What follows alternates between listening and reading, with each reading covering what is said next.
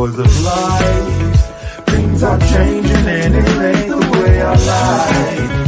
On the replay, wish I could get a replay.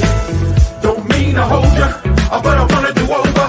Gas up the ship, shoot me a text and let me know when it is time. I wanna get off, I wanna get off. 1 star, would not recommend that we go far from here. I wanna get off, I wanna get off. Stop the world. A music podcast for the culture. Wild, wild thoughts.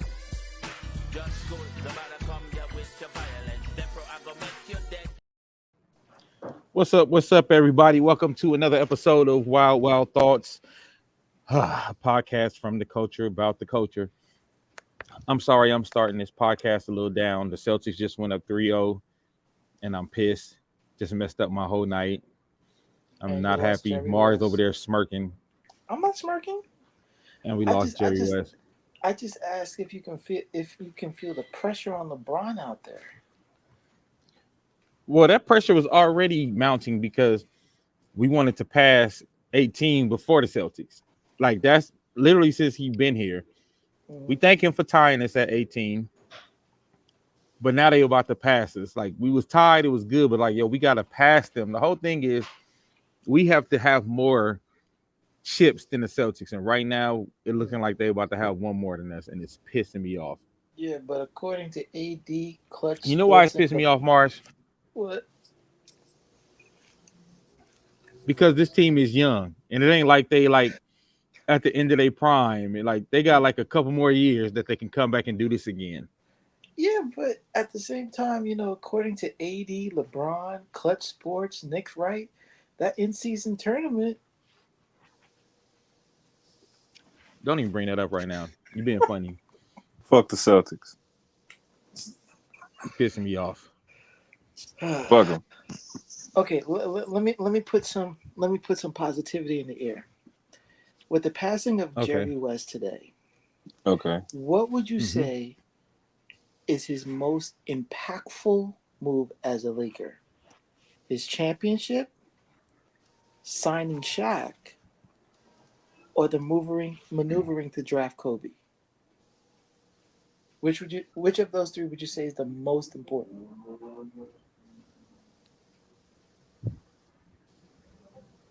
None.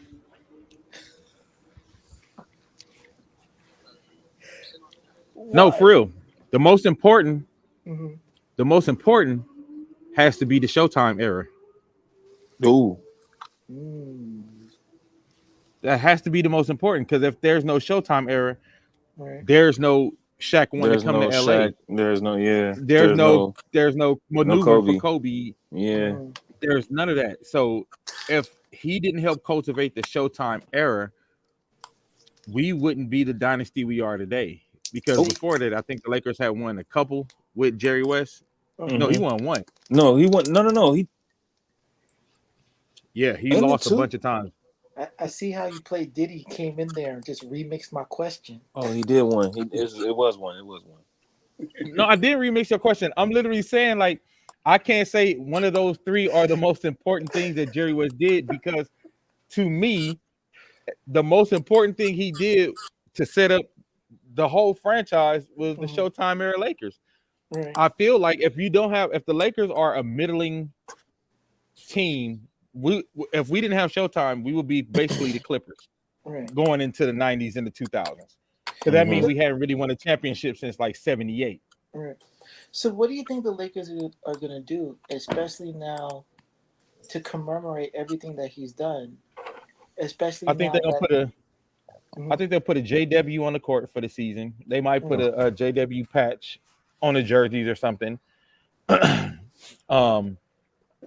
And I'm sure they'll have like a big video tribute, maybe like at the start of the season, or I think they'll probably do things like throughout the season to commemorate him, because he was that. Not only was he like that big a deal to the Lakers, he was literally the logo. Right. You know what I'm saying? So that brings me actually to my next part of the question, Mars. Is there any one man Jordan. who has impacted the league. Jordan. I don't know. More than Jerry West? Jordan. How? Jordan globalized the game.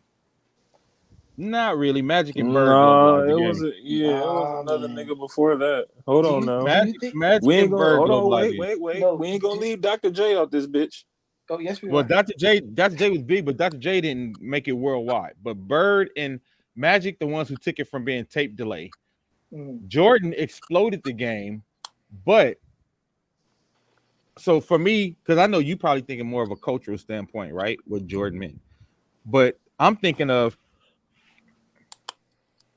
the amount of chips this man won as a player, as a GM,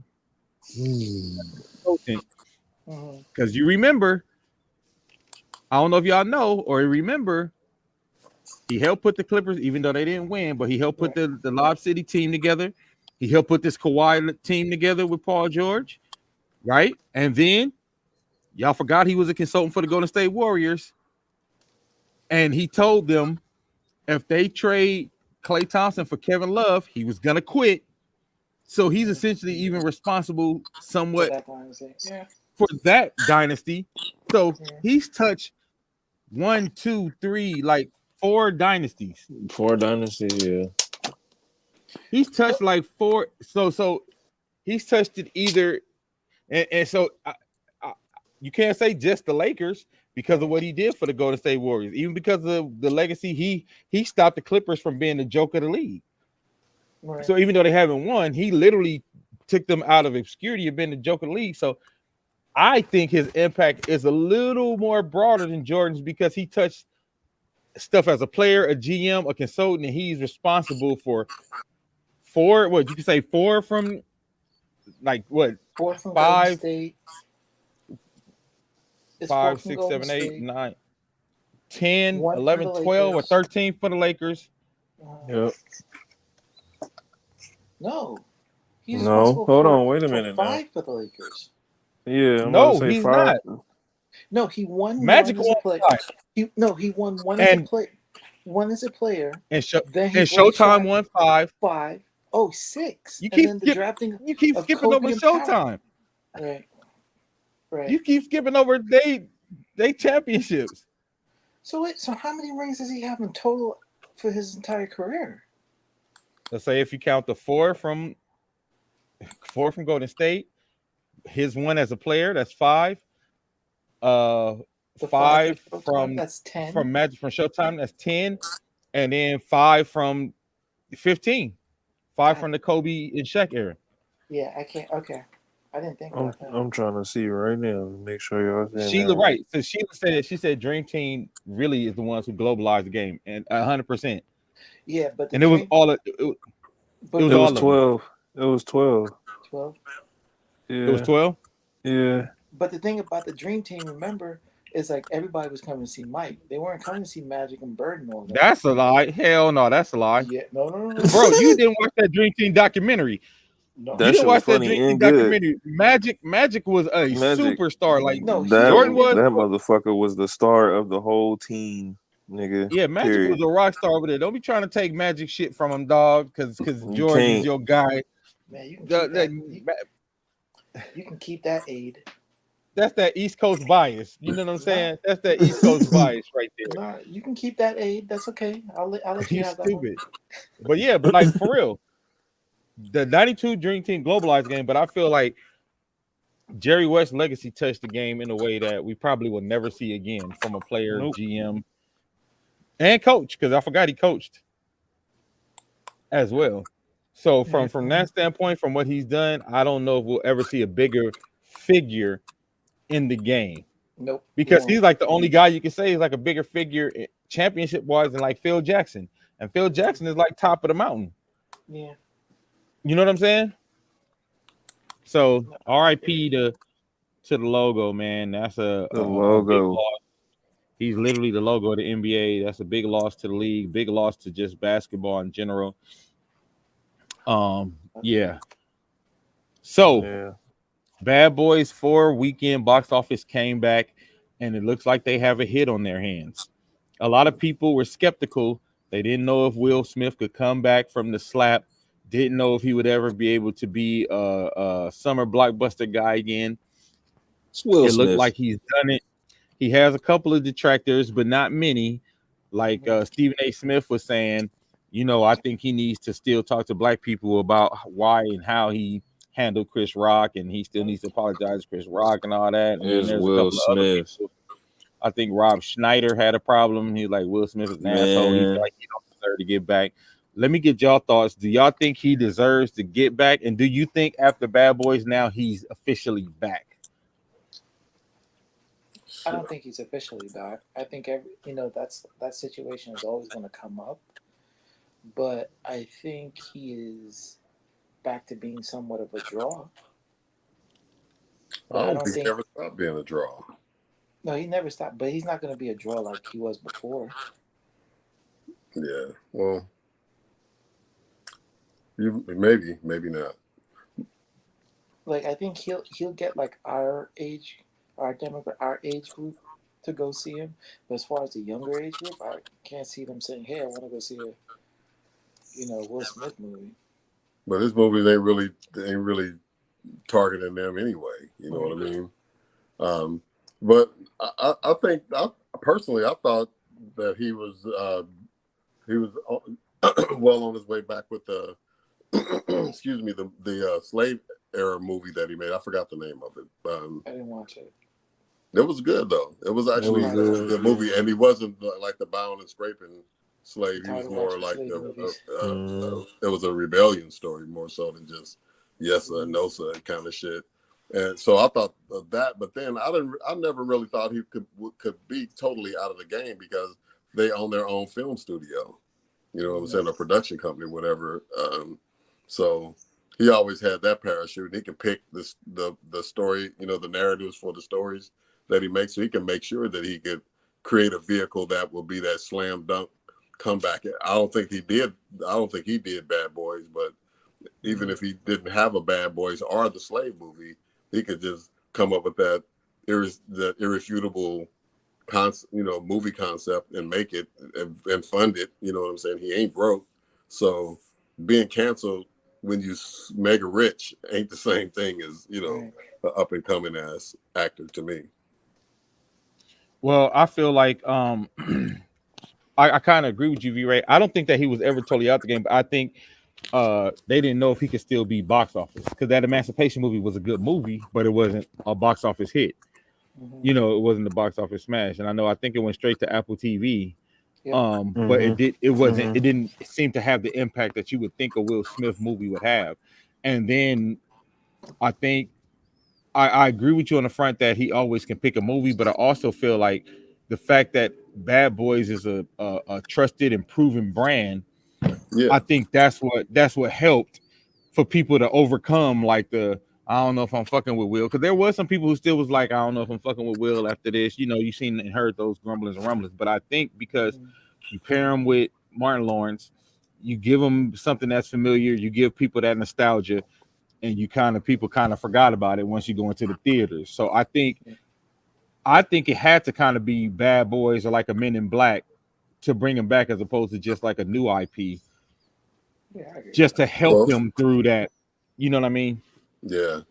But I think it really depends on it would really depend on what it was. But I mean, good thing we didn't have to find out because they did Bad Boys and the shit is going well, and and it's proven. But I just believe that if I don't know what the story would be, but if there was some new ass wild ass story with special effects and all the Hollywoodisms and all that shit, and he was at the helm of it, and it was just one of those nigga, I gotta see this. The trailer's chopped up real nice. You know what I'm saying, and all that. It would draw people out of their seats, and I don't know.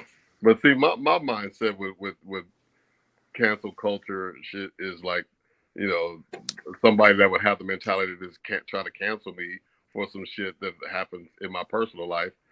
I'm not trying to cater to you motherfuckers anyway. You know what I'm saying? So whatever that's worth, I probably live to regret that shit. But it's like who gives a shit if the lady in Mayberry fucking South Carolina fucking canceled me and shit. It's like when the motherfucking people were burning up them damn old ass Nikes and shit, protesting Colin Kaepernick, and they were burning up their motherfucking Stride Rights ass tennis shoes and shit. Like, who gives a fuck that you cancel me because you ain't buying, Jordans or whatever the fuck Colin's brand was, or anyway. So she's like, okay, yeah, cool. Canceled, cool. yeah. And I think what I think that you are on something too in regards to like cancel culture, especially with the Will Smith situation, because I feel like that was a little different than like the Me Too stuff. I feel like that was a little different than people getting caught being racist. I think it was like because it was on a personal level between him and Chris. I mean, it was in front of the whole world, but I think because on a personal level, people it felt a little different than those other situations of cancellations. But like you said, I'm glad he was able to have Bad Boys, and I've seen it twice already, and I think it's it's a damn good movie. I think they did a good job of like what I feel like other movies that came years later, like when they tried to do Coming to America, the sequel. Yeah. I feel like where they missed the mark and Bad Boy didn't, the homages were enough to where it didn't feel like the whole movie was just an homage. Because I feel like Coming to America 2 was literally just an homage to the old movie. It wasn't even like its own thing.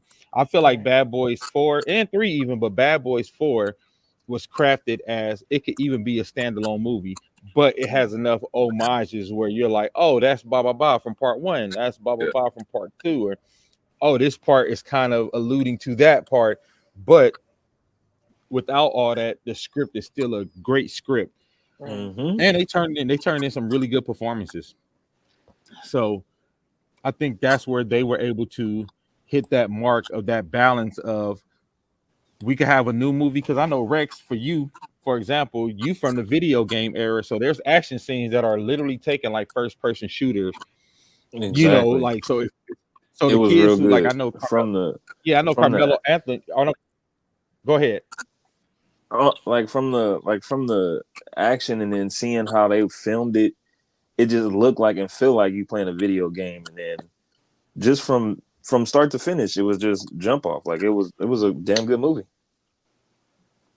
Yeah, and like I said, I feel like they like I said, they figured out a way to mix the old with the new, because some of the camera angles and some of the shots they did, I'm like, oh, that's kind of slick, that's kind of new. For example, like I don't want to give nothing away, but like when Martin like was falling and then his suit came off and then he was in, like, oh, like that was like some video game shit in real life. You know what I'm saying? So the way they did it, so I thought they did a really good job of like mixing the old way it was shot, because it still felt like a Michael Bay movie with a lot of the new school type thing. So I think they did a good job, and I will say I think Will Smith is back. What do y'all think? Well, it's Will Smith. I'm good to see it, but I think he's easily back, man. It's Will Smith, man. Where can you go wrong with Will Smith? Even if it's starting to get there, starting to ripple into what it was, I think he'll be right back where he was, able to command that 20 mil a movie and be that leading man. The box office draw that he was. I'm definitely going to see it this weekend. Me too. And I think he really was on a rehab. I think he was really on a rehab tour with I have never seen Will do this amount of like press before the movie, like this amount of press junkets, this amount of interviews, getting this kind of burn. Like he was all over my YouTube algorithm and all over my timeline on Instagram. I'm like, yo, they really had him and Martin out everywhere doing all the interviews, all the big podcasts, all like the Vogue interview that they be doing, like, and then they did like little short skits with random people too, and then it tied it in, and you see it on everybody else's little random skits that they was doing. Like they advertising the hell out of that movie, man. Yeah, it's like they with big internet Instagram stars. Yeah, it's like they use the same publicity company that Black Panther used when they first dropped, because it's that kind of shit where, like, I saw even in some of the screenings, that Will Smith stepped out of the curtains when people are walking out of the theater, and you know how they filmed on not Jimmy Kimmel, but I forgot dude's name. That's the host of that from Saturday Night Live. He used to do the Weekend Update. I know you don't know. Yeah. Yeah. So they had a thing where people could come out of the theater and stand in front of this Wakanda screen and say what the movie meant to them, and like under the guise of filming something that old boy would see later. Chadwick Boseman would see later, and he would just step out live and like surprise them, and they go all ape shit. They're doing something like that with Bad Boys. Have you seen that? Where they're walking out of the theater, and he comes up from behind them and says something that freaks them out and stuff. So they're doing those same types of gotcha kind of promos. So it almost looks like the same publicist that did the Wakanda run. I mean, the Black Panther junket is either the same people or they're closely imitating what was done with that marketing. Yeah, I think they did a great job. Like I said, it feels like a really good rehab job because it don't feel forced. It kind of feels organic. You know what I'm saying?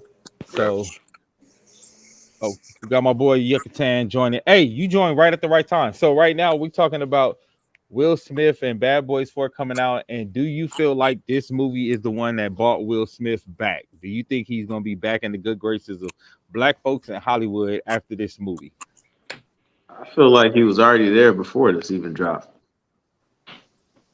But yeah, I mean, I guess that's my answer. Before this, I feel like he was already back in the good graces. So this isn't a determining factor.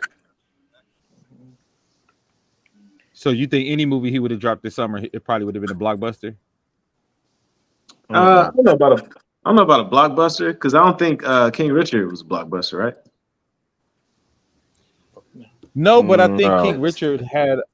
It was acclaimed. King Richard was it was critically acclaimed. It was like a what would you call an awards darling, in which that's what it was going for. Gotcha. Yeah, I don't think it was meant to be a big blockbuster movie. Okay. Yeah, I feel like for some reason with Will, even though he's still Will, like everything he does now isn't considered like it's an automatic blockbuster anymore. Honestly, I'm not sure that he picked projects that were meant to try to be blockbusters. I don't know if they were that ambitious. I think he picked good stories. Like I think King Richard was a strategy during all the social unrest that was going on at the time, if you recall, like all the Black Lives Matter and all the police killings and stuff like that. Yeah, that was one of those DEI movies, if you will. You know what I'm saying? So I don't think that the purpose of it was to be a blockbuster, but it was a statement, made. And I think the same thing for Emancipation. It may not have been intended to be like, do these big numbers the first weekend and all this stuff like that. Although I didn't know that it did horribly bad, but I don't think that was a strategy. I think getting him out there, getting his face back out there and having some credible roles that, respectable, credible roles, and not, the slave movie is like, oh shit. No, I hope he's about to do a slave movie out the box, but then it was the type of story that it was, made it a respectable thing. So I think that was the respectability tour, those first couple of movies. Now, Bad Boys is different, definitely, but I'm not sure that was objective. And nobody checked with me, but I'm just saying that the types of films that they were, I think they seem more like, to get a mind state about where he's at in his career, what kind of shit that, what kind of movies he's doing. If he would have jumped out with Men in Black right away, it might have worked, it might not have worked. That's quirky, silly shit, but he did a couple of serious dramas instead. Yeah, and I think too, Dame, to also answer your question, like it's different times. So maybe back then, this would be like, yeah, let's see if this next movie is going to get him out of the bad graces or whatever, right? But today, you got your own platform. He got his own Instagram and shit, so he can just talk directly to the people and get out of that light, as can anybody nowadays. Yeah. And his own film company. That's the biggest Instagram you could hope for. Is if he want to do a film and try to get, more enamored, he could just do it himself. Right. Okay, so yeah, I guess the consensus is Will Smith is back or he ain't never left. Now, next, I don't know if y'all know about this story. There was a young lady named Lily Gaddis who was like a Instagram influencer, white girl, and she made a video saying y'all need to stop talking to these broke ass niggas, and she lost her job because of it. But because of that Instagram and her being racist, she has now become like a darling to conservative podcasts and stuff. Like she's saying, like now I'm making more money because y'all branded me a racist, and now I'm making more money because all these podcasts want me on and da da da da.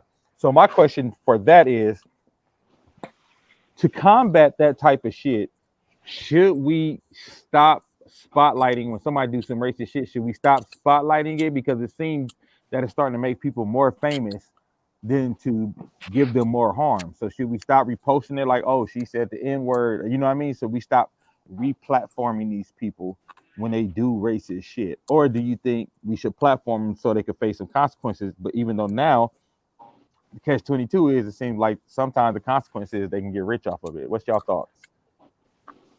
I still think they need to be checked. Yeah, me too. Yeah, because Yeah, I would say they definitely need to be checked, but it's like you said, the racists are gonna rally around that shit, and they will always stick together against us, no matter and what. who the fuck is gonna stop them for real? Let's Right. be real. And it's like, who's really running the country, right? They still holding the power. So it's like, if they want someone to be famous or they want someone to be rich, it's gonna fucking happen. Like we can't we could give our opinion, speak our voice, but at the end of the day, we don't have the power like that. You know what I'm saying? yeah. But I mean, you run the risk of, if you don't say anything, then you run the risk of, like, you know what I'm saying, looking like you accept or normalize the shit that they do. Like, nobody's gonna, go through all the trouble of marching or saying this, that, and the third and calling them out on it and shit like that. Then it looks like they get a pass on it, by not saying anything. So it's a damned if you do, damned if you don't situation. But it just seems like it should be called out every single time. Nobody gets a pass on the shit. And even the safe haven that they find when they do find a soft place to land, put their asses on blast too. You know what I'm saying? It's all incorrigible shit. You know what I mean? The person that does it and the person that saves the person that does it are both assholes. So everybody can get it. And whether it has the impact that you want or some side effect to it, it's like you can't let it pass. You can't let somebody take your lunch money one day. They think they can take it every fucking day after that. You know what I mean? Yeah, you can't. Yeah, but, I just okay. No, go ahead. Okay. I was gonna say, just as a collective, like if we were just as Black people, minorities, to just be like, we talk about it behind the scenes, but out to the public, we're not gonna respond to that shit. It's not, then it's dead right there. She's not gonna be famous, all that shit, whatever.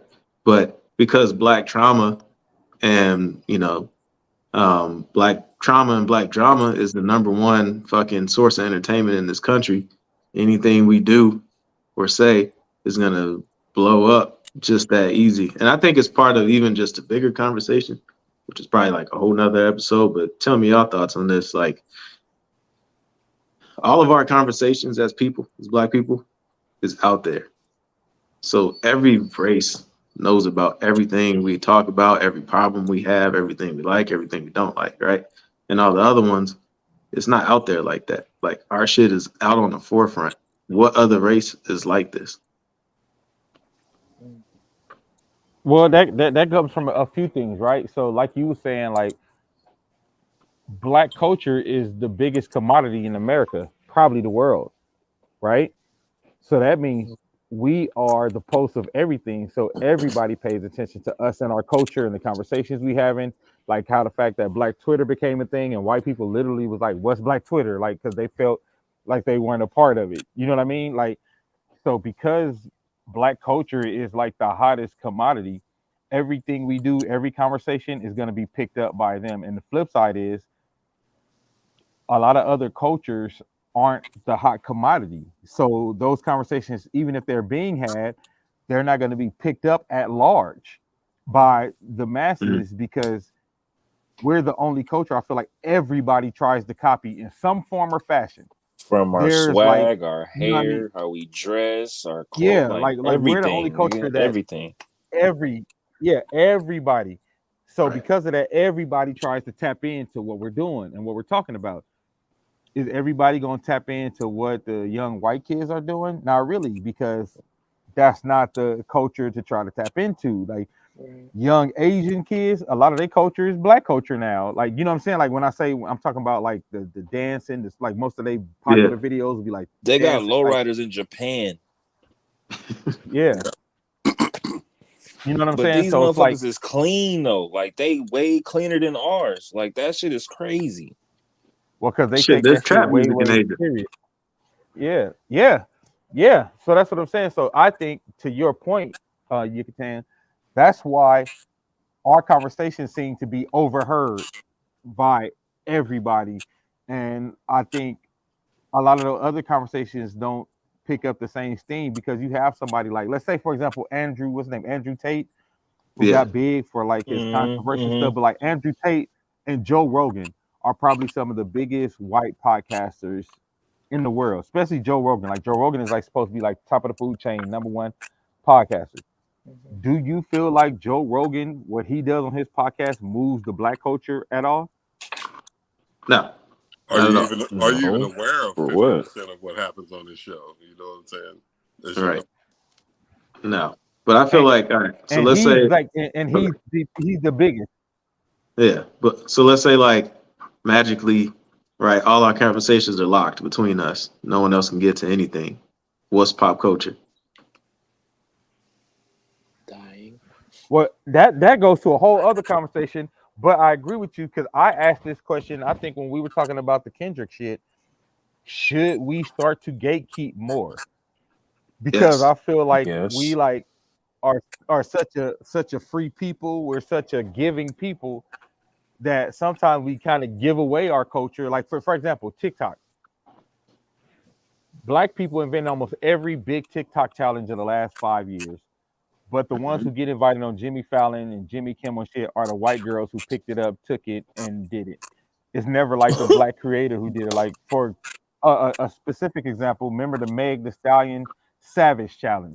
There was a white girl on Good Morning America. She was on Fallon. She was on all the morning shows doing the Savage dance, teaching it to everybody. But she wasn't even the creator. It was a young black girl who didn't get none of that. So that goes to your point. Like, do you think we should gatekeep more? And if we should gatekeep more, how does that look? Going back to Africa.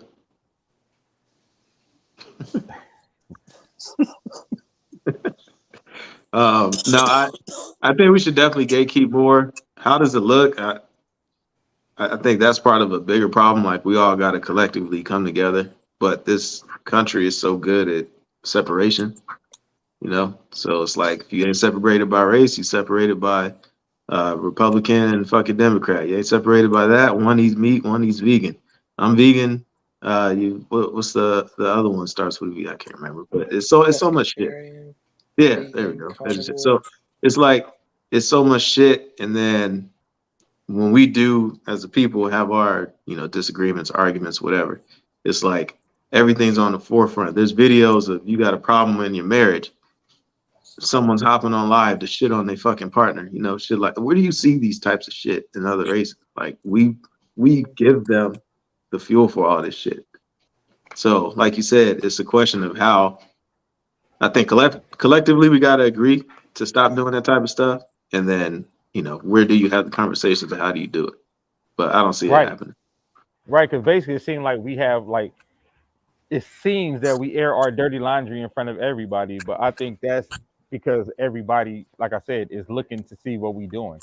Because we could probably, I'm sure we could probably find the same conversations about men and women in the the brown population, the Latin population, the Indian population, especially the white. Like if we go into white podcasts, especially like I said, at the same time we had Kevin Samuels, Andrew Tate was going basically the white version of Kevin Samuels. But we wasn't into that because we don't really care about other, we don't care about that shit, right? We pay attention to us and to our own for the most part.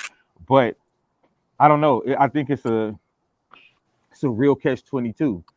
But if they're going to commodify our culture too, we do have to find a way to better protect it, because our commodification is what makes so many other people rich. And I'm talking about going all the way back to Elvis and Led Zeppelin. You know what I'm saying? Like commodification of blackness is a real thing. And it's like the biggest export of America. The biggest export of America is black culture.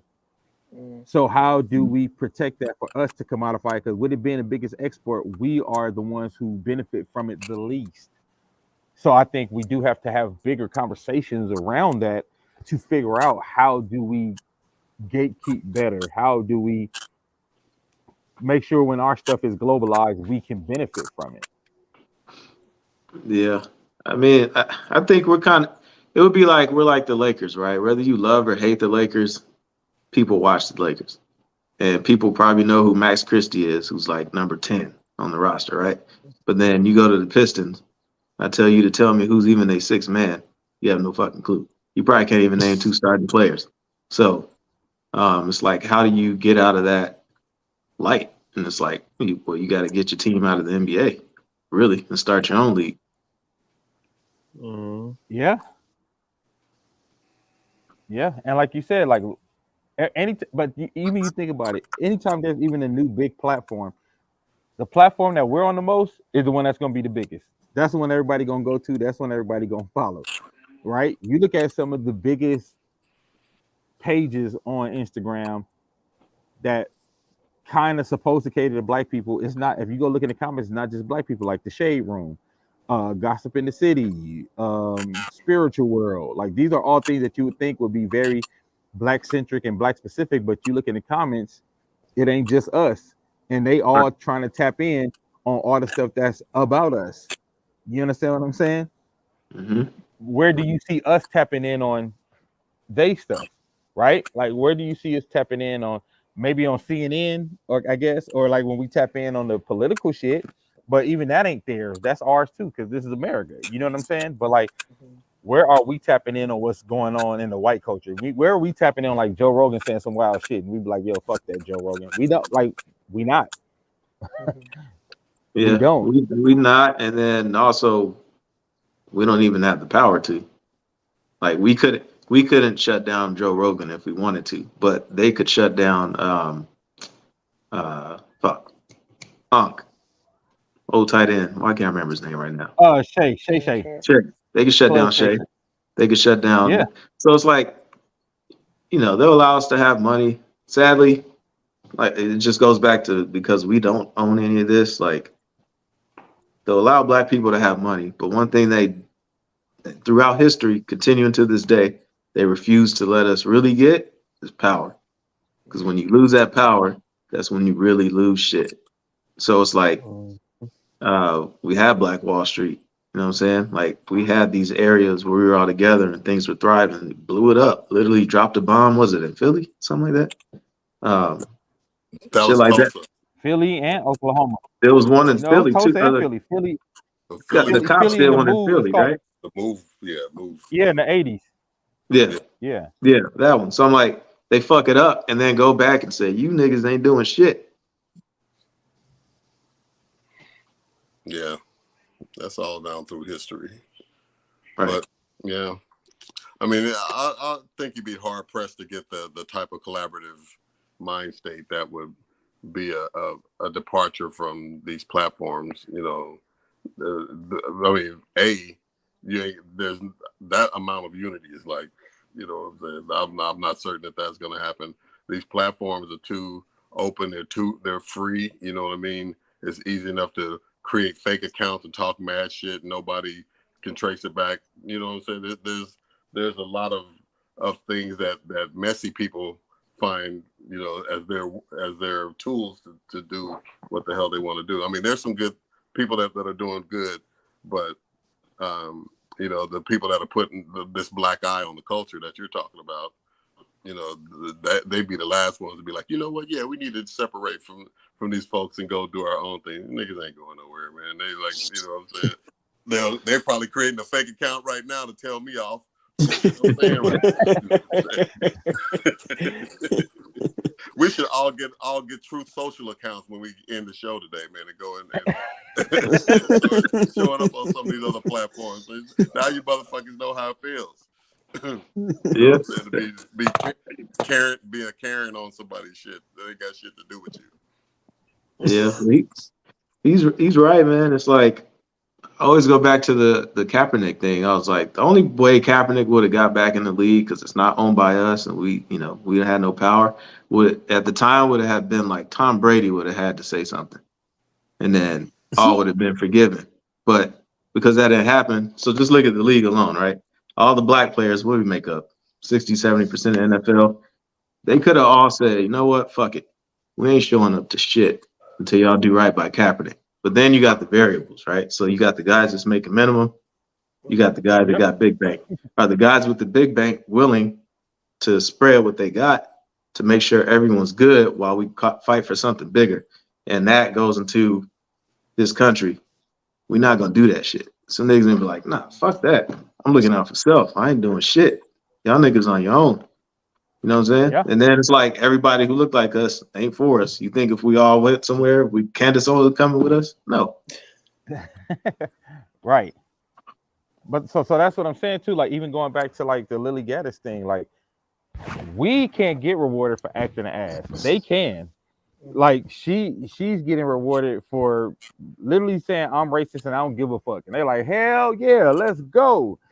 We do some shit like that. They like, bro, you are a pariah. And not only they do it, because we are not soulless people, even the black people be like, yo, you fucking tripping. We not rolling with you either. You know what I'm saying? So you don't even have what they have, where it's like the shitty people will back you. Right. The black shitty people ain't gonna back you. You know what I'm saying? So again, like I said, I think we do, like in regards to what you're saying, we would have to figure out how to gatekeep our shit a little more, and that's the culture overall. Because we were talking about this with even the Juneteenth shit, like how a lot of Juneteenth shit I seen, like they mixing like a lot of Juneteenth is Juneteenth / Pride, but a lot of Pride shit ain't Pride / Juneteenth. It don't go the other way. You know what I mean? Right. Like, we don't have our own room even for our own shit in a lot of places, in a lot of spaces. And now Juneteenth is starting, since it's getting bigger now, what's going to happen? It's getting corporatized. You know what I mean? Like our Juneteenth, our little hood festival now is like Walmart is trying to come in and make us bring in Miley Cyrus and shit like that for the headliner type shit. You know what I'm saying? So it's like, again, we can't even gatekeep our shit in Lamert Park. So how the fuck we gonna do it on a bigger? And like today, I was looking up like, so the Kendrick Lamar tickets. You know how everybody was trying to get tickets. The first day, I think they was like $180, and as soon as you logged on, it said like 40,000 people was in the queue. Well, I go on StubHub today. They got them exact same tickets for $650. So now what happens? All the black folks who are real Kendrick fans are now priced out of his show. Mm-hmm. And it fucks up him having a sold out show. You know what I mean? Because if the real people who are his fans would have been able to get them $180 tickets, he would have had a sold out show already. Right. But because like StubHub and all these ticket people bought up so many tickets, who's going to be able to afford those $600 tickets? Who's going to be the rest of that audience now? You know what I mean? So it's like you said, it's so many variables and so many factors involved in this shit. It's kind of discouraging even to just talk about this shit, but I'm glad we're talking about it, just to kind of like spark and start the conversation about like, how do we uphold and start to control our cultural narrative? Because that's been the case for I don't know how long, to like you say, they tell us to do our own thing, and when we do our own thing, our shit get commoditized. Like, you know, they take it and change it, add a guitar on it, and now it's rock and roll and not the blues, and we don't get credit for it, and none of the dudes who did the blues is in the Rock and Roll Hall of Fame, even though all the people in the Rock and Roll Hall of Fame stole all their damn songs. You know what I'm saying? Like, it's so that thing up, over bro. And over. Yeah, it's that over and over again for us though, on so many levels. You know what I mean? So it's just like it's a very real conversation. It's a very, I think, like you said, it probably will take a whole show by itself to even start to unpack how it would look for us to start gatekeeping our stuff a little better. That's my opinion. Anybody else got anything else to say on that? Yeah. I would say like you touched briefly too, like we would have to have the attitude of like fuck the rest of y'all, but as a people we not like that. Like even if we got the keys, we're not gonna say, well, fuck the other race. Like we're not like that. We're the most accepting people. It's like we just want to live freely to do what we want without being hated on. That's it. We don't give a fuck about none of that. But the ones in power are like, fuck y'all niggas. And we gonna remind you till the fucking day you die. And then when your kids die, and then them kids die, and then we gonna erase the shit we did in the past, like in fucking Florida, I think, and Alabama, where they taking out the slavery parts, the history classes, because it looked bad on them. Texas right? too. Texas as well. Yeah. It's like, where's the uproar? There was more uproar about Will Smith and fucking Kyrie than that shit. Exactly. Yeah, they in the textbooks in Texas they changed the term slaves to workers, like niggas Wow. like job interviews and shit. Yeah. Got how does your ratio, cotton picking ratio? I'm good, boss. You know what I'm saying? Right. Niggas had 401ks and health fucking plans. Exactly. Fucking workers. I was like, wow. And when the public protested to that shit, I know we're running out of time, but when the public protested, this was Scholastic Books. This wasn't like the school district of Texas. You know, Scholastic Books that makes the actual textbooks for schools and shit. They had it. They had changed it. And then when people protested, they changed the online version of the book, but they didn't. All the books that they had already put into the school system, they were like, you know, they'll figure it out. They'll tell them. Nah, they'll clarify it. But only online did they make the change. So there's books out there in the school systems right now that don't call slaves. Crazy. No recall. No recall on the books. That's fucked up, man. Yeah. Crazy. And like you said, and where was the uproar for that? Like you're literally changing American history because you don't like the way it make you feel, and we the snowflakes. But the thing about it, though, man, what's so amazing to me is that the people that are coming into power, like these, you know, how they say the Klan is not wearing robes and shit no more. They're wearing pantsuits with butch-built bodies and, you know what I'm saying, three-piece suits and shit like that. So and affecting all this change. So, so there's fuck, I lost my point and shit. But I'm just saying that a lot of these changes. Oh, I was gonna say they're doing them in broad daylight. They're doing them in public. They're not having secret meetings and doing all the shit. They're redrawing the. They're doing this shit in Congress. Right, in Congress. I mean, they're doing it at the voting levels. Like they're changing the zones for voting so that the electoral votes get credited differently. You know, the state that has 11 electoral votes. I'm just pulling numbers out of my ass. But say they're evenly divided between the black and the white neighborhoods. They're redrawing the lines where they skirt around the black neighborhoods and make sure that the electoral votes are credited differently to more Republican zones and shit like that. And they're doing it. They have to pass those. That shit has to go before a committee and be approved and all that shit like that. And they're stacking the shit like they did the court systems with Republican judges, where they're making sure that agenda gets pushed through. So they're not hiding this shit. They're not sneaking up on. Yeah, well, let me give y'all some. Yeah, well, let me give y'all some crazy numbers real quick. So when Trump lost, when Trump won, Trump lost the popular vote by 3 million. When he won, he won and lost by 3 million votes, but because of the Electoral College, he squeaked through, because it ain't like he kicked ass on it, like he squeaked through on the Electoral College, like you said, V-Ray, and they have been continuing to redraw those district lines, right? Even for smaller elections, even for more like your actual representation in your states. So then, like Trump lost, he had to lose by more than 3 million plus all the electoral shit. So it's almost like it's easier to win as a Republican if people don't vote than it is to win as a Democrat if people actually do vote. Because everybody knows lower voter turnout is always a Republican win. Y'all can look through history. Anytime there's a low voter turnout for the presidential election, the Republicans win. Anytime there's a high turnout for the election, Democrats win. So like somebody was saying, like Biden not really fighting against losing to Trump. He's fighting against losing to the couch. He's fighting against losing to people who like, I just don't like neither one of them, so I ain't gonna vote. And that's where it is. Like to your point, V-Ray, their messaging is so good. They can do all this wild shit. They can stop abortions. They can stop abortions. They can stop contraceptives to women. They can change American history. They can cause slavery workers and still have a shot to win. Yep. That shows like how crazy shit because is they do that, they have a shot to win. Yeah, because they look out for each other. Still, in spite of, is because they do that they have a chance to win. Because there's people who subscribe to that agenda, and they feel empowered when these motherfuckers are in office. So that's why they get so much steam in these elections and shit like that. So it's not in spite of.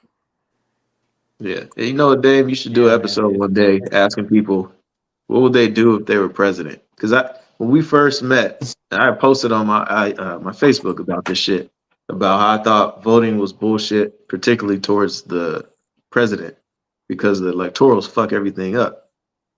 And I was like, it's BS, and people went at me. But I'm like, as you just explained, you can win the popular vote and not even win. So it's not whoever they want to win is going to win, but we don't look at the motherfuckers that have lifetime seats in Congress.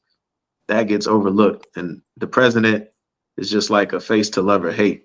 But the real work is being done, like you said, behind the scenes. Well, I think I'll tell you the craziest mindfuck. Go ahead, V-Ray. I was just going to say, I think the part of that, to your point, Yucatan, is that people don't know where the emphasis should lie in elections and shit. I've seen some rap video that says that everybody's focusing on who to vote for president when they really need to make sure that they got the right votes lined up for congressmen, for their local elections, and everything that streams that leads up to the presidency. Because the president don't really make laws. He can do executive action kind of stuff, but he don't just sit there and say, you know what, abortion, I'm gonna make abortion illegal tomorrow, and it just happens and shit. There's a whole tide that has to happen, and if people aren't educated on that part of the process, they do end up feeling like their votes don't count and shit like that. But if they're not educated on the whole voting process and what it entails, then they do end up getting the shitty end of the stick. Yep. Hey, and so I was about to say too, to add to V-Ray's point, Yucatan, like even when you were talking about voting is bullshit, I have been screaming to the top of the mountaintop as long as I could since the Hillary Clinton election. We focus on the wrong shit when it comes to the presidency. I was telling people, I said, I don't care if I did not like Hillary as a candidate, of course. I thought she was a terrible candidate. I thought she was very elitist. I didn't think she was going to do half the things she was talking about. But I said, what we are voting for is the Supreme Court. And that's what people forget about. Because if we would have won that election, you would have been able to have, we would have had two more liberal judges on the Supreme Court. Now we got a Supreme Court that is more conservative, and that's why all this shit is getting overturned. That's why Roe v. Wade is overturned. That's why they can stop all the contraception to women. That's why they can rule based on religion and not what's actually going on in the country, what's popular in the country. All this stuff ruling against, teaching black studies in schools, that's all from the Supreme Court. And I was like, to me, that was the most important thing, was the Supreme Court. Even Ruth Bader Ginsburg pissed me off, because when Barack Obama was at the end of his term, he was telling her like, yo, retire so I could appoint somebody else and have keep, appoint somebody young to keep our majority in the Supreme Court. She wouldn't do it. So what happened? She died during Trump's presidency. So he got another Supreme Court opening because so it's like the Democrats have made so many missteps in regards to that, but also people don't understand just basic civics. So when they like fuck Joe Biden, I'm like, yeah, cool. But if Trump getting there again, he's going to appoint like Clarence Thomas is probably going to retire and he's going to put somebody 40, 45-year-old MAGA person in there. Marjorie Taylor Greene might be your next Supreme Court judge for the next 40 years because that's some shit that goes until you die. That's not the next 4 years. And I'll be telling people like you kind of got to look at the bigger picture when it comes to that because the Supreme Court is where the real laws, decisions, and stuff that gets codified into the Constitution gets made. So that's why when people say voting don't matter, I'm like, no, it probably don't matter for the president. You might be right on that the way you think it does, but it does matter when the president is Democrat or Republican because I'm speaking because we only have a two-party system, y'all. So I'm not saying I'm thinking Democrats are all perfect and shit. I'm saying like literally based on the two-party system we have. If you want to get anything passed for minorities, black folks, you are going to have some liberal judges. And one thing I can say, as soon as Biden got in there, he made a black woman a Supreme Court judge. Trump ain't doing that. And if he do, it's going to be Candace Owens. Just to give y'all. Yeah. Candace or fucking Owens. Ben Carson. Yeah. Ben Carson going to be taking Clarence Thomas' place. Perfect replacement, or Tim Scott or something like that. You know what I mean? Some kind of so I just want people to look at it from that arena as well, right? Because that's the bigger picture that I think we as black folks miss a lot of times because black folks are like, Trump gave us money. No, he didn't. Congress gave you money. But Trump was smart because he's a marketing genius. He didn't let them checks go out. He said, y'all can't send them checks out till y'all put my name on it, Donald Trump name on the checks. And it worked. Because so many people really think that Donald Trump, even though he tried to stop the checks, he tried to stop those relief checks. And then when they got through Congress, he was like, all right, cool, we'll put my name on it. So he still found a way to get the credit. You know what I mean? So, yeah. Yeah. Which is wild. And that's all I was saying about it. I was like, strictly for the presidency, I think voting is stupid because of the electoral. Yeah. But yeah, like you said, people don't research all the other shit. They just look at Trump gave me $1,400 and that made that's half of what I make a year. Like, y'all niggas just, it's sad out here. It's sad. And then now I'm seeing a whole lot more black people talking about, and I'm not either way. I'm like, look, whether you want to, I had a lot of conversations with people. I'm like, it's not about Trump politically.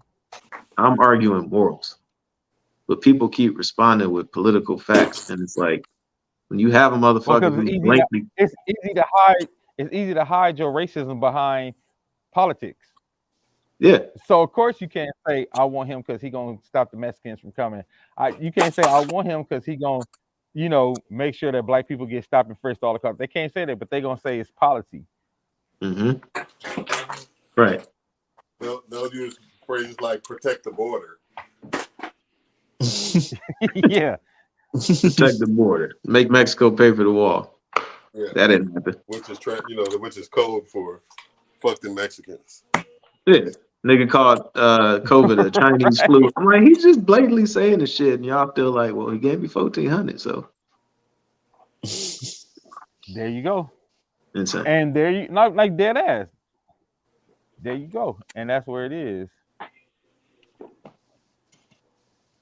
All right, well, we didn't get to the WNBA. I guess we'll push that to next week because that's probably going to be a whole show within itself because I got a whole lot to say about this WNBA narrative shit that's happening and what's going on. So we'll push that to next week, and the Super Duper group will push to the next week. But anybody got any last words before we go? Hey, this was a great show. I didn't think it was going to go here, but hey, that's what we do right here on WyldeWylde Thoughts for the culture and about the culture, and that's what today was about. Anybody got any last words before we get out of here?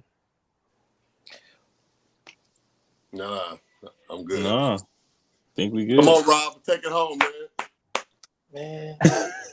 Take it home with one of Rob's randos.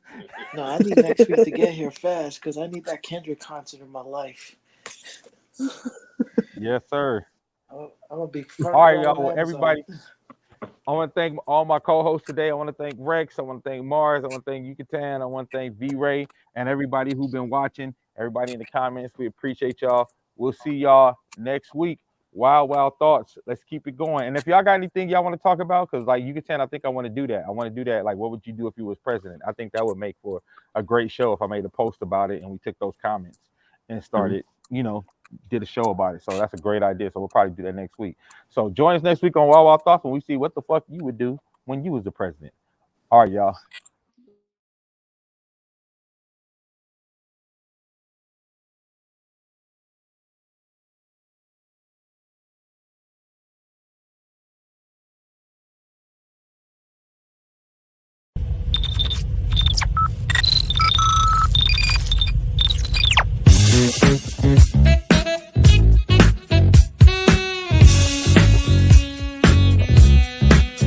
Stop the world, let me off. I don't like this destination. I like a transfer to the express line. I gotta get off. Electric slide into the devil doors of life. Things are changing and it ain't the way I like. On the replay, wish I could get a replay. Don't mean to hold ya, but I wanna do over. Gas up the ship, shoot me a text and let me know when it is time. I wanna get off, I wanna get off. 1 star, would not recommend.